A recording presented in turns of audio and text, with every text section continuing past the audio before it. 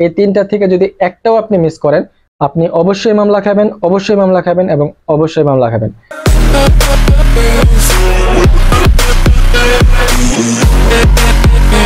Hello everyone, আসসালামু আলাইকুম। This is Mohidul Islam Shakil and welcome to ABS trader. Bros, আজকে আপনাদের সাথে যে বিষয়টা নিয়ে কথা বলবো, প্রায়শই আমার ভিডিওগুলোর বিভিন্ন কমেন্টে একটা প্রশ্ন আসে যে ভাই, বাইক রাইড করার সময় কি কি পেপার সাথে রাখবো। তো এই ব্যাপার নিয়ে আমার একটা ভিডিও আছে ইউটিউবে, এর আগেও অনেক আগে আলোচনা করেছি। তো আজকে এই 2022 সালে এসে আপনি বাইক রাইড করতে গেলে কি কি ধরনের কাগজপত্র সাথে রাখবেন, আজকে তা নিয়ে আমরা আলোচনা করব। বর্তমানে রাস্তাঘাটে ট্রাফিক পুলিশের তৎপরতা অনেক বেড়েছে, অর্থাৎ আইনের প্রয়োগ করতে দেখা যাচ্ছে, যেটা খুবই ভালো এবং এটা পরবর্তী জেনারেশনের জন্য বা আমাদের বাইকারদের জন্য একটা সময় একটা ভালো দিক হয়ে দাঁড়াবে। কারণ যখন রাস্তায় আইনের সঠিক প্রয়োগ হবে, তখনই বাইকের কাগজপত্র ছাড়া বাইকার বাইরে বের হতে পারবে না। সো এই জিনিসটা আমি অবশ্যই সাধুবাদ জানাই। তো কথা না বাড়িয়ে চলুন এপিসোড শুরু করা যাক। আপনি যদি আমার চ্যানেলে নতুন হয়ে থাকেন, তাহলে অবশ্যই চ্যানেলটিকে সাবস্ক্রাইব করে দিয়ে পাশে থাকা বেল আইকনটি অন করে দেবেন। তাহলে পরবর্তীতে আমার চ্যানেলের নতুন নতুন ভিডিওর আপডেটগুলো আপনার নোটিফিকেশনে চলে যাবে সবার আগে। তাহলে ব্রোস, কথা না বাড়িয়ে এপিসোড শুরু করা যাক। বাইক নিয়ে রাস্তায় বের হওয়ার সর্বপ্রথম যে মূল মন্ত্র, সেটা হলো আপনার ড্রাইভিং লাইসেন্স। আপনার ড্রাইভিং লাইসেন্স যদি না থাকে, আপনি বাইক কেন কোনো যানবাহন নিয়ে রাস্তায় বের হতে পারবেন না। আর যদি বেরোয়েই পড়েন, তাহলে আপনি মামলা খাবেন। বর্তমানে বাংলাদেশের যে ট্রাফিক আইন, সেই ট্রাফিক আইনে কিন্তু ড্রাইভিং লাইসেন্স ছাড়া মোটরসাইকেল বা অন্য কোনো যানবাহন যদি আপনি চালান, সেই ক্ষেত্রে কিন্তু খুব বড় অঙ্কের একটা জরিমানা আপনাকে দিতে হবে। এবং সেই জরিমানা যদি আপনি এড়াতে চান, তাহলে অবশ্যই ড্রাইভিং লাইসেন্স আপনার সাথে রাখতে হবে।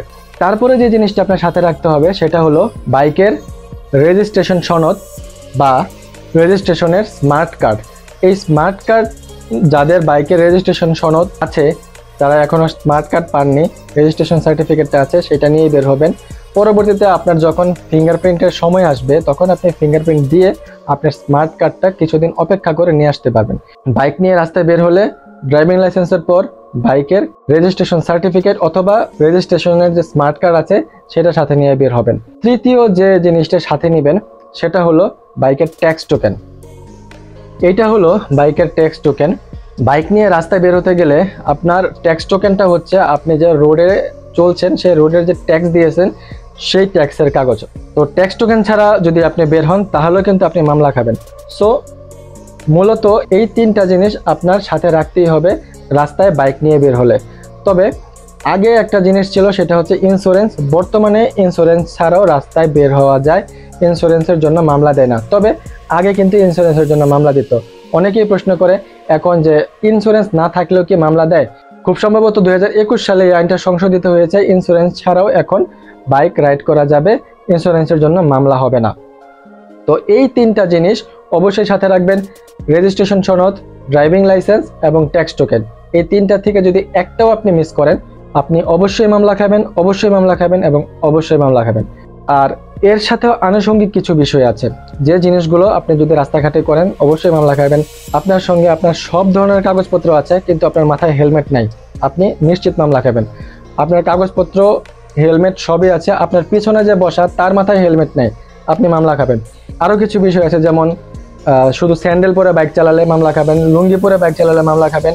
তো এই জিনিসগুলো মোটামুটি খেয়াল রাখবেন, যে রাস্তায় বের হলে সামান্য একটা শু জুতা যদি আপনি পরে বের হতে পারেন, কাগজপত্রের সাথে নেবেন, মাথায় হেলমেট ইউজ করবেন, পিলিয়ন থাকলে পিলিয়নের মাথায় হেলমেট দিতে বলবেন।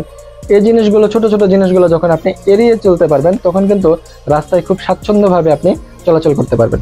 সো ব্রোস, এই ছিল আজকের এপিসোডে। পরবর্তী এপিসোডে ইনশাল্লাহ আপনাদের সাথে আবার দেখা হবে। সকলেই ভালো থাকবেন, সুস্থ থাকবেন এবং এবিএস রাইডারের সাথে